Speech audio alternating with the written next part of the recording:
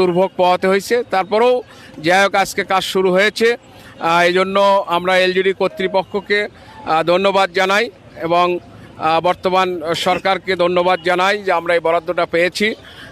তো আর কিছু বলার নেই, সবাইকে ধন্যবাদ। আসসালামু আলাইকুম। ধন্যবাদ। আসলে আমি এখন একটু কথা বলবো যিনি এই রাস্তার কাজ করছেন, আমাদেরই এলাকারই সন্তান নুর আলম ভাই। আসলে রাস্তা কত দূর, কত কিলো রাস্তা হচ্ছে এবং কেমন হবে বলে আপনার মনে হচ্ছে? এই রাস্তাটা সাবগ্রাম থেকে চারমাথার থেকে চকধনাই পর্যন্ত 3,550 মিটার আমরা এটা কাজ করতে যাচ্ছি।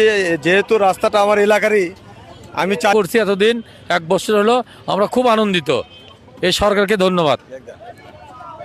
দীর্ঘদিন থেকে অবহেলিত ছিল সেই রাস্তা, এলাকার লোকজনের অনেক অসুবিধার সৃষ্টি হয়েছিল, তা আজ থেকে লাগু হবে। এলাকার লোকজন সবাই খুশি এবং রাস্তার যেন আরও কাজ ভালোভাবে সম্পূর্ণ হয়, এলাকার লোক সুবিধা ভোগ করতে পারে, এই আশাই কামনা করছি। পাশাপাশি আপনার ড্রেনেজ ব্যবস্থা নিয়ে কোনো কিছু করলেন কিনা? না, পাশাপাশি ড্রেনেজ ব্যবস্থা আজ পর্যন্ত মোটামুটি করা হয়েছে।